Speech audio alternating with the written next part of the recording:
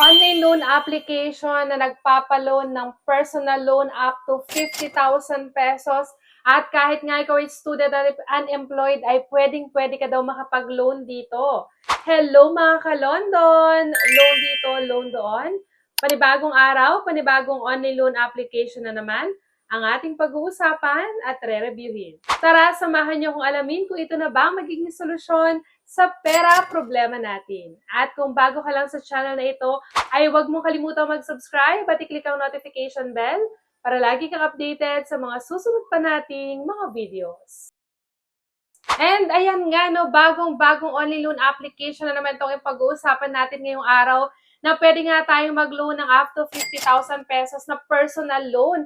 At dito nga, for first-time user is up to 20,000 pesos daw ang pwede niyang ipaloan sa atin. And ang repayment amount lang daw ng 20,000 pesos ay 20,168 pesos. Ibig sabihin, ang ma-accumulate niyang interest ay 168 pesos lang daw. At meron nga siyang loan term na up to 120 days. Very promising nga ang pinapakita nitong online loan application na to, pero masyado pang maaga para magpapaniwala tayo dyan. Mahirap magtiwala, lalo na sa mga bago nagsusulput ang mga online loan application dahil marami na ngang lumalabas na mga online na hindi naman talaga legit. At kagandahan nga sa all na i-review natin today, kahit ikaw daw ay student at unemployed, ay pwede kang makapag-apply basta ikaw ay merong isang valid ID lang. At kung ikaw nga ay madalas na naglo-loan, pero madalas ding ma-reject at hindi na-approve kahit na kailangan mo nga ng cash, naku, huwag mawala ng pag-asa dahil dito sa ating channel ay namimigay tayo ng instant Gcash giveaway sa maswerteng mapipili. Ano nga lang bang dapat mong gawin? I-like lang ang ating video at huwag kalimutang mag-comment sa comment section para sa chance ang manalo. Nagkakaroon ka na nga ng idea sa mga online loan application and at the same time, may chance ka pang manalo ng instant cash. Kaya ano pang hinihintay mo, i-like ng ating video at mag-comment na agad sa comment section. At balik nga agad tayo sa i-review nating Ola today na pwedeng mag-loan ng personal loan up to 50,000 pesos. At for first-time user is up to 20,000 pesos nga daw ibinibigay niyang credit limit. Ito ay walang iba kundi si Miss Cash Online Lending App na under ni Metro East Technology Resources Incorporated at kasalukuyan ngayong 4.6 na ratings. Mataas pa yan. Pero syempre, hindi yan assurance para masabi natin na legit ang isang online loan application. And for sure, hindi lang naman ako ang nakakita netong ads netong si Miss Cash, lalo na yung mga madalas mag-try sa mga online loan application. For sure, lumabas at nakita niyo na rin ang ads netong si Miss Cash. At kung magtatanong nga kayo saan ito available at downloadable, ito ay available lamang po kasalukuyan sa App Store. Kaya naman, mga Android users, abang-abang lang tayo sa mga iba pang online loan application na i-review natin. For now, is for iOS user muna. And ito nga yung mga nakita ko sa ads niya, proven users get more. So, pag mas maganda ang naging credit limit natin dito, ay may chance nga na mas tumaas ang ibigay nila sa ating credit limit. At dito nga, high value loans daw, flexible, etong si Mist. And dito nga daw, set your own repayment method. So dito daw, ikaw ang pipili kung tuwing kailan ka magbabayad. So totoo kaya yan. And dito nga daw, no interviews and no phone calls. And pagka-download ko nga at a-applyan etong si Miss Cash, eto nga makikita natin dito na one-click borrowing. And then makalagay dito na immediate disbursement, allowing you to deal with sudden financial needs at any time. So, dito nga, pag kailangan mo daw ng instant cash, automatic daw itong nag-a-approve. So, check nga natin kung talagang ma-approve tayo dito kahit na ikaw ay student at unemployed. And ayan nga, i-click na natin yung apply now. At ito nga ang online loan application na ito ay SEC registered din, pero hindi yan assurance para masabi natin na legit din ang isang online loan application. And dito nga, para tayo makapag-login or makapag-register, kailangan pa rin natin ang active phone number para makapag-send sila sa atin ng verification code. So, i-click natin dito yung Get OTP. And after nga nyan is dito na agad tayo sa application kung saan kailangan natin mag-provide na ating personal information kasama ang province of residence, city of residence, residential address, kasama din ang educational level, marital status kung ikaw ay married or single, number of children nilagay lang ay 0 kung wala, living condition, pipili lang tayo dyan.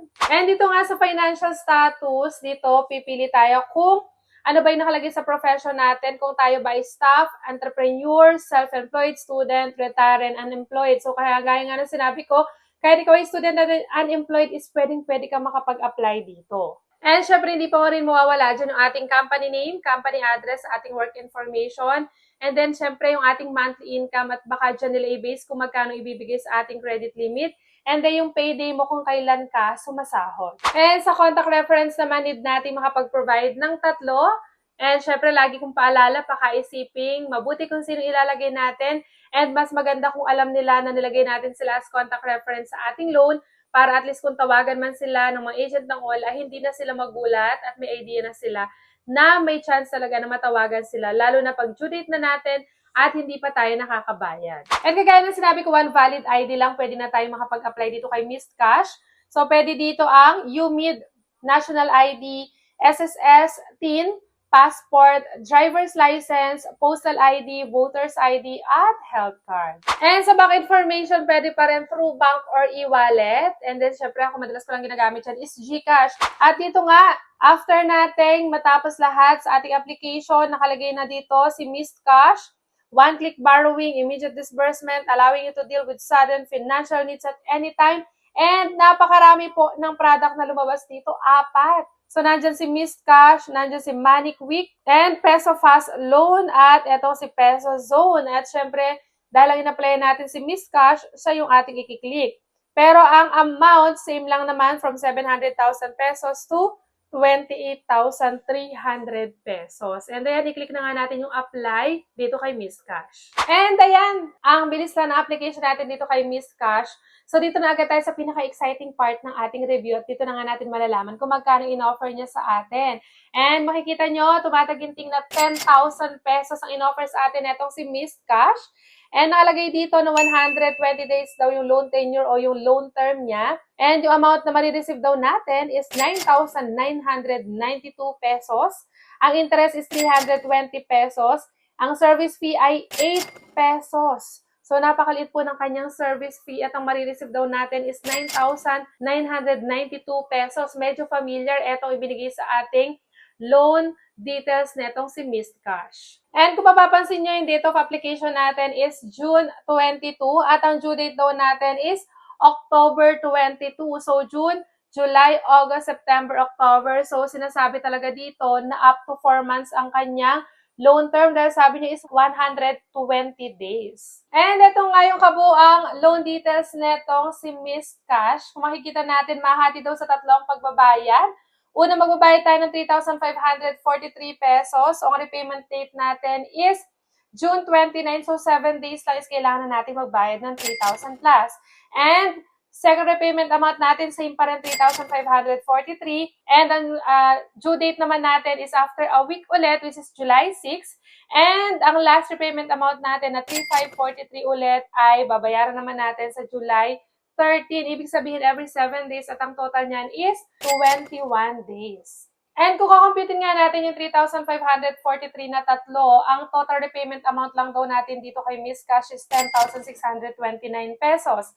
At kung totoo nga yun is okay na goods na for 21 days na repayment term. At syempre, konti nga lang yung madadagdag dun sa 10,000 pesos na loan natin. Dahil marireceive daw natin is 9,992 pesos. At kung tatanungin nyo ako kung na-approve ako, hanggang ngayon is under review pa rin ang ating application. At kayo i-update ko na lang once na magkaroon na result kung approve ba tayo or rejected. At dito na nga lang muna natatapos ang review natin ngayong araw. Hanggang sa muli mga ka-London! Bye-bye!